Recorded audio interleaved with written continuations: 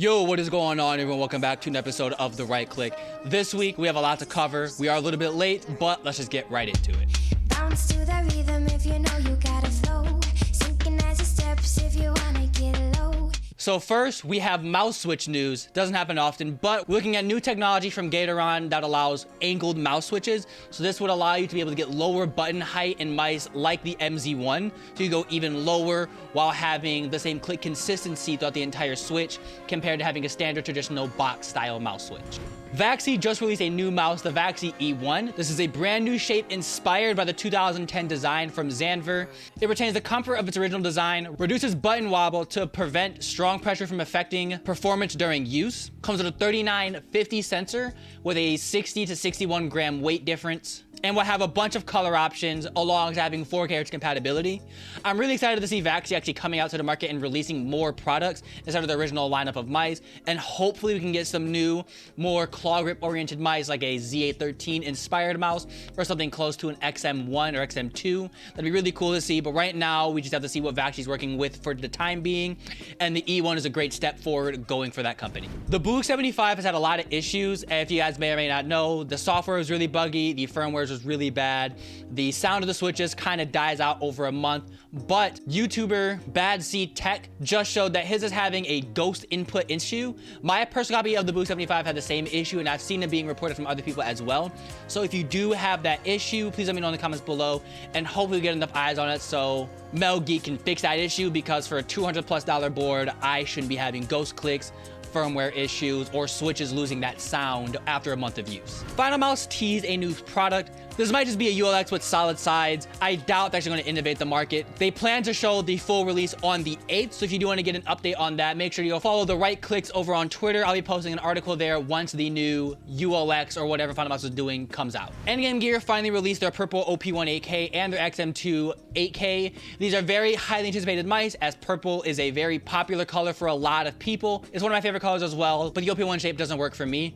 Did you get a copy of the mouse? Let me know in the comments below what your thoughts are on the purple and the 8K XM2. We've been teasing it for a few weeks now, but the Zowie FK, S2, and Z813 DWs have all officially released. These mice will come in at lower weights, 4K Hz compatibility alongside their fantastic coating. So I'm really glad to see Zowie finally getting to the modern market, especially with some of my favorite mouse shapes to ever exist becoming wireless. I'll put a link in the description below for anyone who wants to pick one up. I do have one of them coming. I'm not sure which one, but I'll let everyone know over on Twitter at StubbyFPS for people who are curious on which one I get and which one I'll be reviewing in the future. And I hopefully can get my hands on the other ones as well. Brazilian team Leviathan is doing a collab with ATK for a keyboard, mouse, and mousepad. They do have pre-sales going out right now. I'm not really the biggest fan of ATK gear, but hopefully we can get more esport teams coming out. Like Sentinels is a really big team, and maybe we get some more Team Liquid stuff that isn't Final Mouse. But we just gotta wait and see where the market's going when it comes to esport branded peripheral gear, especially coming into the enthusiast scene. On Max Gaming, the HitScan Hyperlight was spotted available on the site, not for purchase, but I believe they are showing that it is there, and that should be hinting at a HitScan Hyperlight release coming within the near future, hopefully before the end of the year, if not Q1 2025. And finally, we have an exclusive interview with the creators of the Pathfinder, the modular mouse a lot of people have been talking about over on Twitter.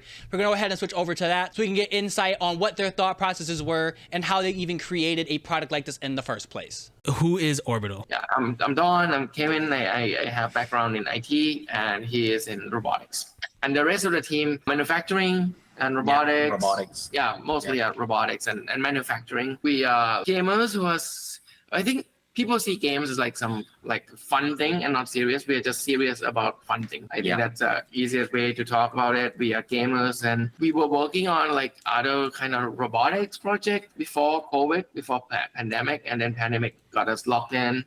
And then we start to realize and see. We play more games during the pandemic. During the pandemic, I invested a lot on my deck setup and everything, and just getting more into this community. And I kind of realized that this is always one of our passion. Let's have a brief explanation of like the thought process behind having a modular mouse that isn't like the one that existed, but something. I think one thing we can start with that. I think we need to make this disclaimer. We love Mad Cat because many people are not happy that we do a modular mouse. But I want to say is that why both are modular mice, and we are not the first modular mice. I think this is the one where we didn't start out making a modular one. It just approached the problem of how to make the best mouse for FPS. At the beginning, we discussed about like which kind of peripheral that we want to do first for our brand. And at that time, we don't have any brand.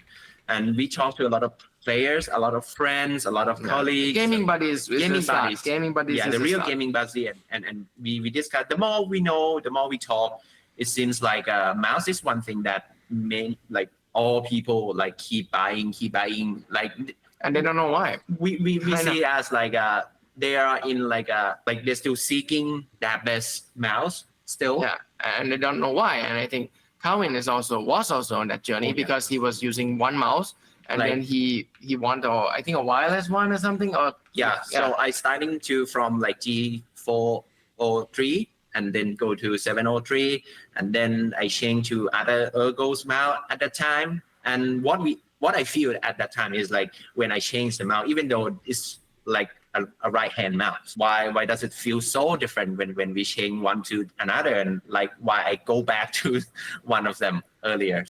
But hope you guys did enjoy this video. Like if you did, subscribe if you want to see more. We do have a couple of reviews coming for the Sword X and the Field 75 coming up really soon. So make sure you subscribe and hit the notification bell to know when those videos go live. Because as you know, YouTube doesn't push all videos out. So make sure you hit that notification bell to get all the latest uploads. Leave a like if you did enjoy this video. Subscribe if you want to see more. Thank you so much for watching to the end of the video. And I'll see you guys in the next one. You say you want it, oh baby girl, you say you want it.